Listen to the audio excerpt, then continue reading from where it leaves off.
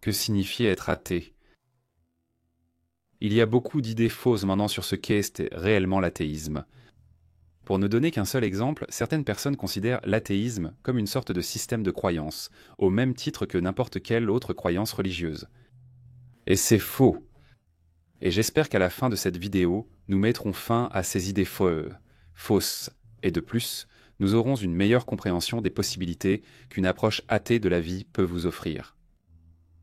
Avant de commencer, il est nécessaire pour moi de préciser qu'il pourrait y avoir certains éléments dans cette vidéo où certaines personnes pourraient avoir une compréhension différente de la mienne, ce qui est tout à fait normal. Je vous invite à partager vos réflexions dans les commentaires ci-dessous. D'accord, donc premièrement, à l'ordre du jour, définissons l'athéisme. Et c'est vraiment très simple.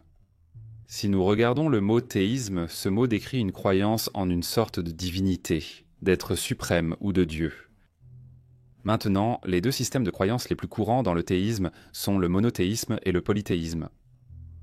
Le monothéisme fait référence à la croyance qu'il n'existe qu'un seul Dieu ou une seule divinité. Par exemple, cela se retrouve dans les religions abrahamiques telles que le christianisme, l'islam et le judaïsme. Le polythéisme est la croyance en plusieurs dieux ou divinités. De telles religions incluent l'hindouisme, le shintoïsme, diverses religions tribales en Afrique, et ainsi de suite. Ainsi, l'athéisme fait référence à l'absence de croyance en un dieu ou une divinité. Donc, concernant la méprise sur l'athéisme, ce n'est pas un système de croyance. Ce n'est pas une religion. Il n'y a pas de croyance affirmative qu'il n'y a pas de Dieu. C'est simplement un rejet de l'affirmation selon laquelle il existe des dieux. La raison en est qu'il n'existe aucune preuve de l'existence d'un Dieu, et par conséquent, certaines personnes, sans surprise, n'ont tout simplement pas de croyance en des dieux. De plus, l'hypothèse de Dieu n'est tout simplement pas une explication solide, car en insérant un Dieu comme explication de l'existence de tout, il reste encore à expliquer l'existence de ce Dieu lui-même. Donc c'est essentiellement ajouter un problème à un autre.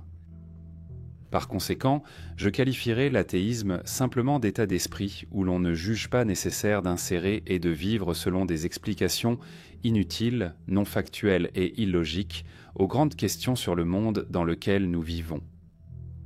Puisqu'aucun de nous ne connaît les réponses à ces grandes questions comme ce qui se passe quand nous mourrons, comment notre univers est apparu et ainsi de suite, tout ce que nous pouvons faire, c'est spéculer, nous interroger et philosopher sur l'incroyable réalité dans laquelle nous nous trouvons. Prétendre connaître les réponses à ces questions, ce que la religion a tendance à faire, est simplement un symptôme d'ignorance ou, pour être plus précis, c'est ignorer sa propre ignorance. Car concernant ces questions, nous avons tous une chose fondamentale en commun. Nous ne savons rien à ce sujet. Ainsi, l'athéisme est en réalité la reconnaissance de ce fait fondamental, à savoir que nous n'en avons tout simplement aucune idée, et donc l'athéisme est vraiment la position par défaut tant que la charge de la preuve pour toute autre explication n'est pas remplie. Donc, maintenant que nous avons défini ce qu'est l'athéisme, nous pouvons approfondir ce que ce point de vue offre. Et ici, nous rencontrons encore une autre idée fausse. Cette idée fausse tourne autour du fait que les athées auraient un manque de croyance, et je vais la résumer avec les questions suivantes. La vision du monde d'un athée doit être assez déprimante et inintéressante, il ne croit en rien. Et quel est le but de vivre sa vie si on ne croit pas qu'il y a une vie après la mort? Mais avant d'aborder ce sujet, il est important pour moi de préciser que je ne parle pas au nom de l'athéisme. Comme je l'ai déjà mentionné, l'athéisme n'est pas une sorte de système de croyance unifié. Il n'existe aucune écriture sacrée athée ni de pape de l'athéisme. Non, personne ne pense exactement de la même façon. Nous avons tous notre propre compréhension de la vie que nous menons et de la perspective que nous avons sur la réalité dans laquelle nous nous trouvons. Ce que je veux faire, c'est partager mon point de vue sur les possibilités qu'une approche athée de la vie peut vous offrir. Donc lorsqu'il s'agit de l'idée que l'athéisme doit être déprimant et inintéressant à cause de l'absence de croyance, je dirais tout le contraire. La reconnaissance du fait fondamental qu'il y a certains aspects de notre monde dont nous n'avons aucune connaissance, qu'on peut appeler les lacunes dans notre compréhension de la réalité, n'est ni déprimante ni inintéressante. Au contraire, c'est captivant, fascinant et passionnant. C'est l'un des plus grands, sinon le plus grand, stimulant de notre curiosité instinctive humaine.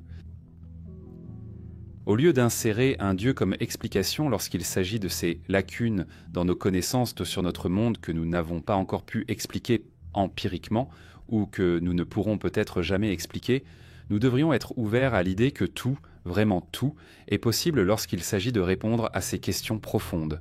Puisqu'aucun d'entre nous, ici sur la planète Terre, ne possède réellement les connaissances nécessaires pour répondre véritablement à ces questions, nous ne devrions donc pas nous fixer sur une explication simple qui, en termes de religion, repose simplement sur un mélange de pensées magiques et de l'appareil de pouvoir de l'ancienne théocratie.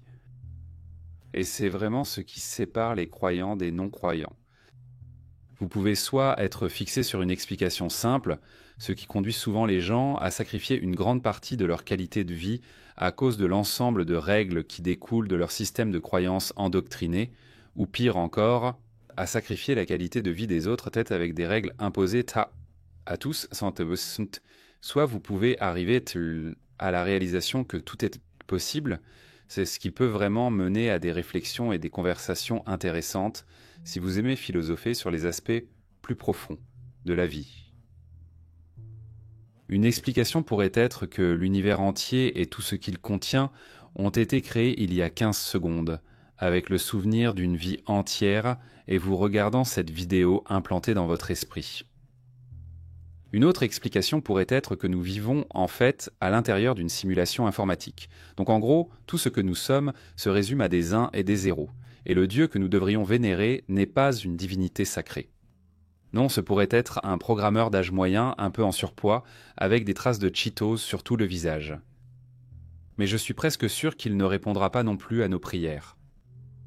Maintenant, je ne dis pas que tout cela est vrai ou que ça a le moindre sens. Ce ne sont là que deux explications possibles parmi, en réalité, une infinité. Le point, c'est que nous n'avons aucun moyen de savoir si l'une de ces explications est vraie, et il en va de même pour l'hypothèse de Dieu.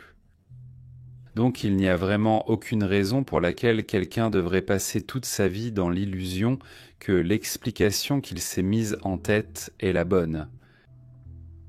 Maintenant, je sais que certaines explications peuvent sembler plus probables que d'autres, et je suppose que c'est là que les réflexions et les conversations intéressantes peuvent vraiment porter leurs fruits. C'est ici que nous pouvons essayer de satisfaire notre curiosité en cherchant les explications les plus probables, ou peut-être les meilleures disponibles que nous pouvons recueillir à partir de notre univers observable, tant que nous sommes tous conscients que les conclusions que l'on peut tirer de son propre raisonnement ne sont pas pour l'instant vérifiables ou testables, et que par conséquent, elles ne peuvent pas être considérées comme la vérité. Ainsi, ne nous contentons jamais des explications les plus simples ou rassurantes. Nous ne devrions pas nous fixer sur une seule explication simple, surtout si elle n'est pas logiquement solide. Non, nous devrions être ouverts à toutes les possibilités et nourrir notre curiosité, et ne pas simplement la refermer avec quelque chose de facile et irréfléchi. Mais à quoi bon vivre sa vie si l'on ne croit en rien, même pas en une vie après la mort ? Être athée ne signifie pas forcément qu'on ne croit en rien.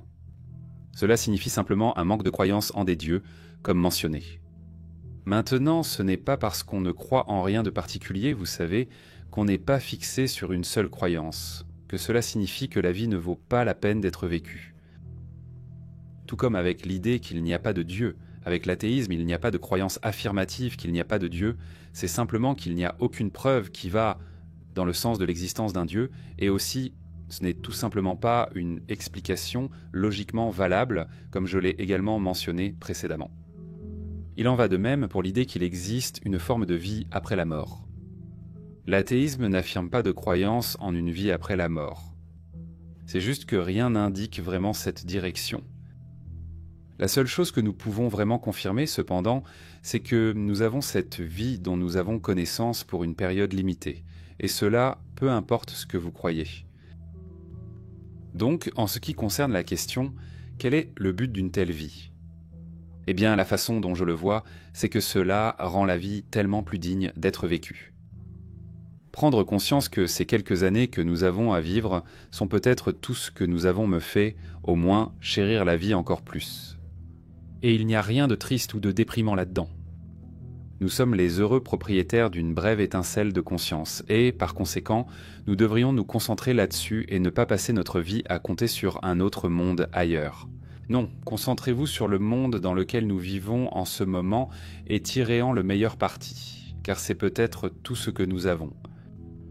Et si vous commencez à regarder, vous vous rendrez compte que ce monde dans lequel nous vivons est vraiment extraordinaire et qu'il n'a pas besoin d'explications de contes de fées pour le rendre encore plus magique. Il est magique en soi. Et c'est pour moi la merveilleuse vérité.